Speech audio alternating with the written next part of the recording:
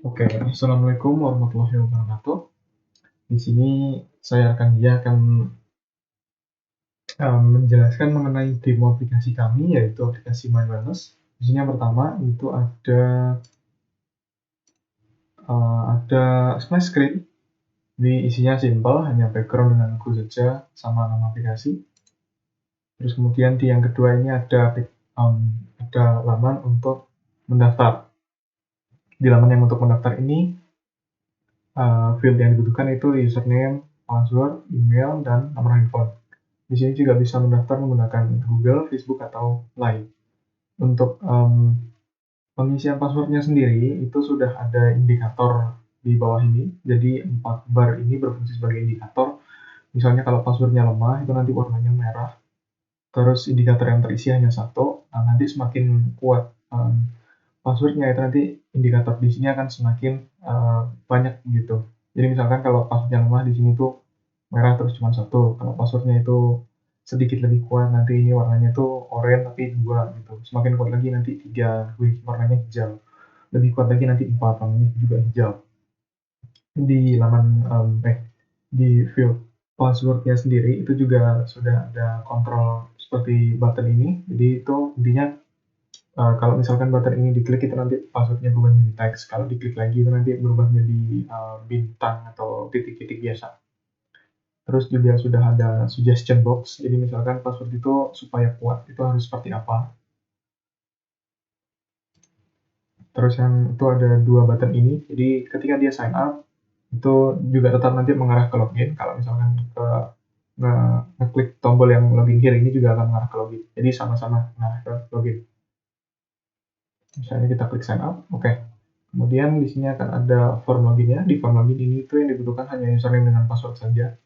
Di sini di field passwordnya juga sudah ditambahin kontrol untuk mengubah display password sama seperti yang di register tadi. Ada opsi forgot your password, terus ada opsi juga untuk balik ke register lagi. Kemudian ada juga opsi untuk login. Dan sama seperti yang di register tadi juga, itu juga bisa menggunakan akun Google, Facebook, atau lain. Misalnya kita klik login, oke. Ini akan masuk ke home-nya. Jadi ini adalah yang pertama itu your feed. Di your feed ini tuh intinya yang pertama ditemukan ini tuh ada apa yang mau ditonjolkan dengan sama dari aplikasi ini gitu. Jadi misalkan yang hari ini yang ditonjolin itu video gitu. Jadi di sini nanti yang paling atas itu video. Contohnya seperti ini. Terus yang di bawah itu ada upcoming events. Jadi misalkan ada event-event apa yang terkait tentang mental health gitu nanti akan tercantum di sini. Terus ada trending artikel itu juga akan tercantum di sini. Jadi artikel-artikel tentang mental health itu yang trending tercantum di sini. Kemudian juga di sini itu ada button untuk mengarah ke notifikasi. Nah, di button notifikasi ini juga sudah dipisahkan, jadi notifikasi hari ini apa aja, notifikasi yang kemarin apa aja, notifikasi yang seminggu yang lalu itu apa aja.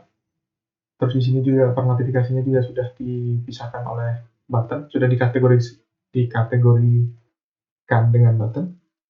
Jadi misalkan kalau dia itu berbentuknya komentar akan dikasih logo komentar, kalau berbentuknya like itu nanti akan like. Kalau misalkan tentang membership gitu nanti akan ada logonya kartu membership.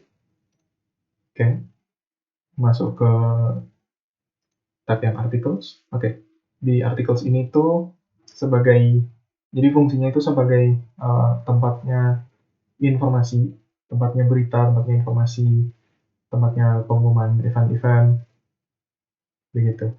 Nah di sini itu user bisa langsung ngeklik dari sini aja, nah jadi misalkan user kalau tertarik gitu dengan ini itu langsung klik aja begini, ini bisa, atau bisa juga pakai fitur searching yang di sini, misalnya simulasi searching. Nah di sini itu si user juga sudah termudahkan karena misalnya si user pernah searching tentang mental health week 2021 dan kemudian pengen searching lagi, itu nggak usah ngetik lagi satu-satu, cukup ngeklik yang dari sini. Kalau misalnya mereka mau ngetik, itu nanti ada semacam sistem rekomendasinya. Jadi sistem rekomendasinya misalkan seperti ini. Untuk halaman hasil searchingnya nanti akan seperti ini. Jadi tadi itu kan searching tentang sosial. Kemudian kalau di halaman hasil searchingnya akan seperti ini, sosial, terus nanti di isi-isinya ini hanya yang mengandung data sosial saja. Misalnya diklik lagi, sama aja kurang lebih. Terus kemudian masuk ke fitur yang kedua, itu fitur mencari psikiater atau get psychiatrist. Di sini yang pertama itu ada fitur get psychiatrist by map, jadi tinggal melihat map saja.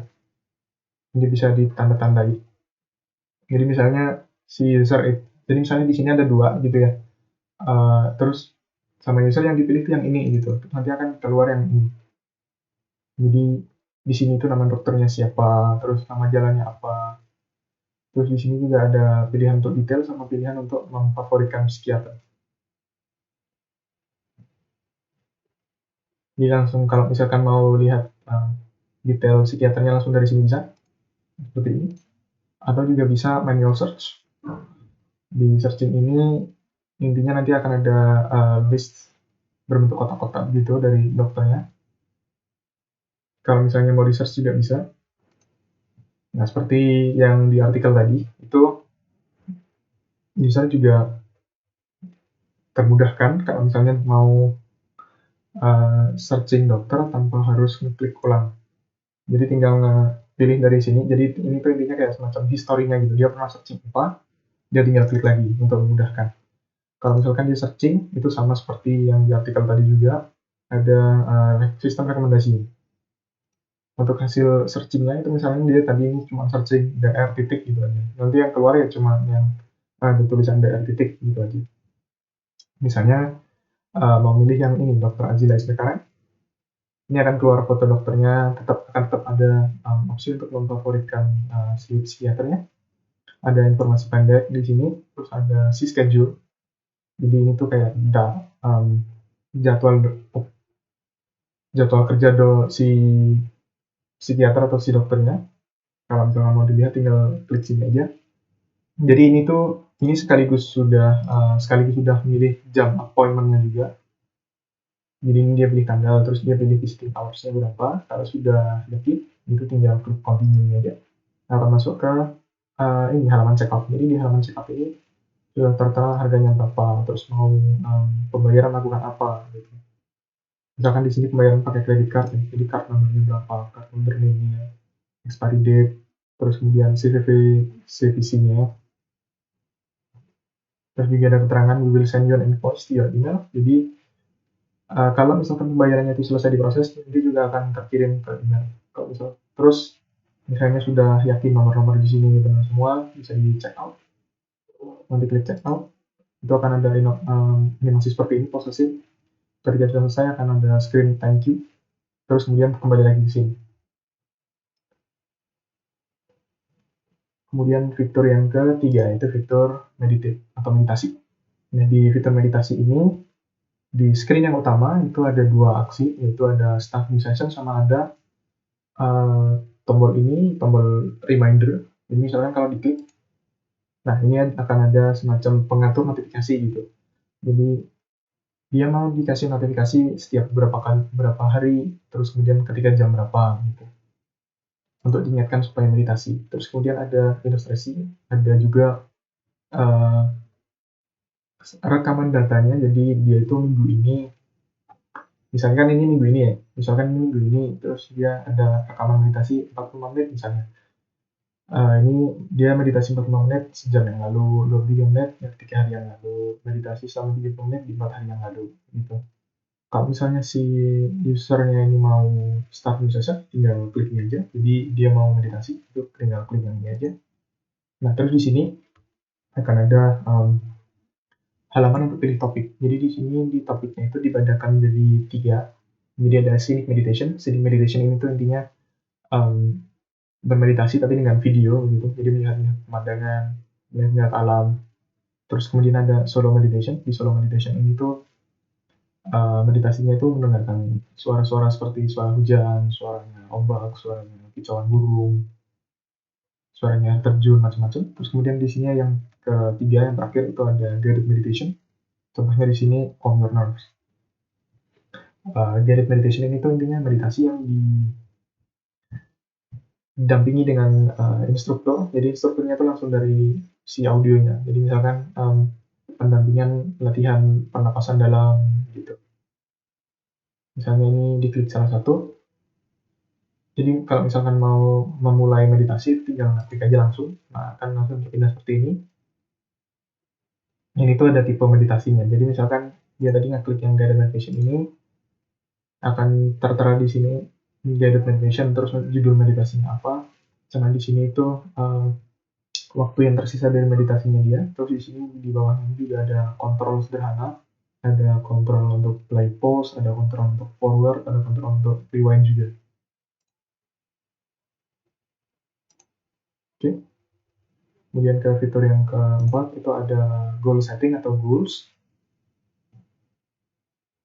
Untuk tombol yang ini itu untuk kembali ke notifikasi.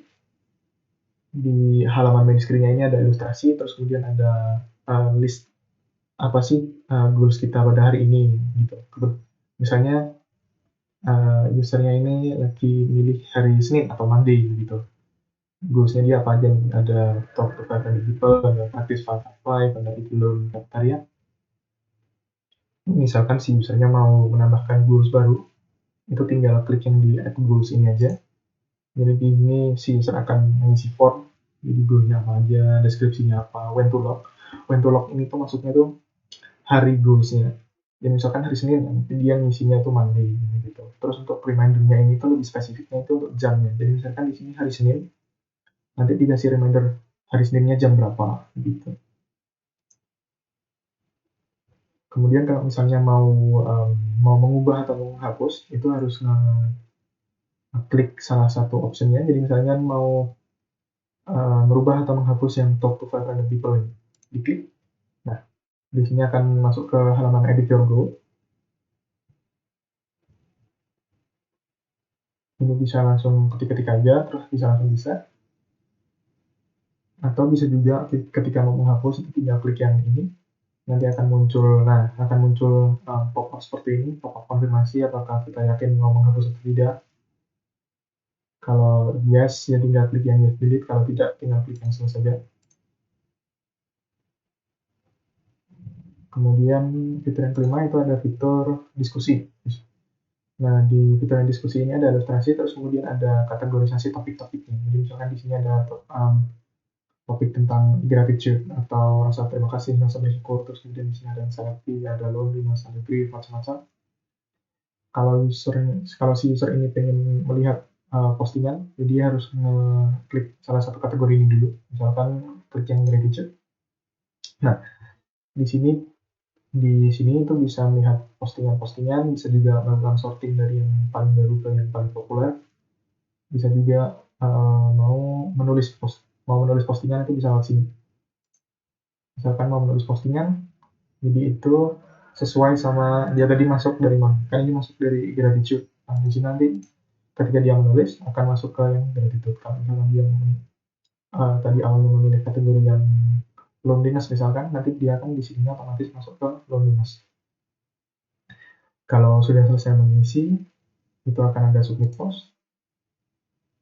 Nah, misalkan di sini mau melihat detail postingannya, itu tinggal klik salah satu postingan seperti ini. Nah, di sini itu kan sudah kan terlihat postingannya, terus kemudian balasan-balasannya, terus ada likes-nya berapa, jumlah komentarnya berapa, terus di perbalasan ini juga bisa disorting dari yang terbaru sampai yang paling populer, terus ada juga fitur likes-nya. Kalau misalkan orang yang membuka post details ini itu merupakan pemilik dari postingannya, akan ada icon 3 titik seperti ini tuh menunya. Jadi kalau diklik akan ada overlay edit post sama delete post. Kalau misalkan dia mau merubah postingannya, tinggal klik yang edit post. Nanti ini akan ke halaman merubah postingan. Kalau misalnya dia mau menghapus, itu tinggal klik yang delete post. Nanti akan ada pop-up konfirmasi juga seperti ini, seperti yang tadi di goals. Kalau tidak mau tinggal di cancel, kalau iya tinggal yes delete saja. Kemudian yang terakhir itu ada halaman profil atau halaman manage your account. Jadi di sini itu ada pilihan history transaksi, terus ada pilihan psikiater favorit, terus ada frequently asked questions. Ada juga untuk mengedit data diri. Jadi misalkan ngedit akun gitu ya, tinggal klik yang ini.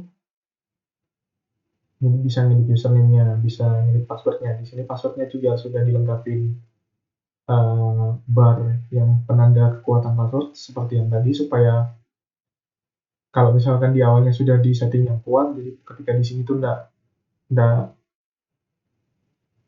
kelepasan untuk setting ke yang lemah gitu ya. Di sini juga dikasih indikator juga.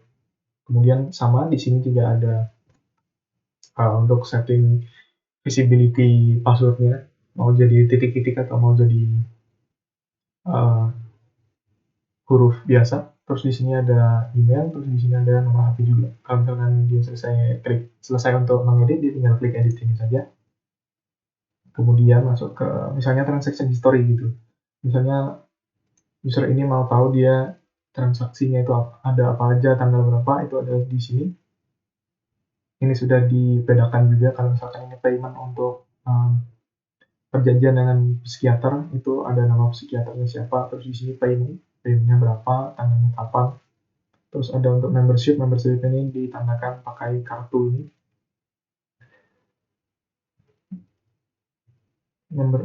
Terus di bagian yang kanan ini juga sudah ada tarifnya berapa, terus tanggalnya ini kapan. Jadi di sini misalnya tanggalnya 23 Desember 2021.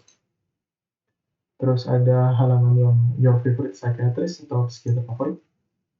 Ini itu listnya psikiater yang sudah difavoritkan kita, bisa juga di unfavorite gitu, tinggal ngeklik ini aja. Terus ada juga halaman untuk frequently asked questions.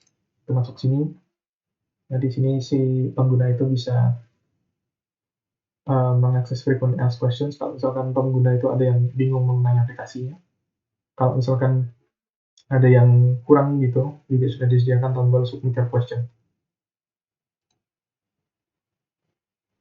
Untuk demo dari aplikasi MyWellness ini sampai di sini. Terima kasih.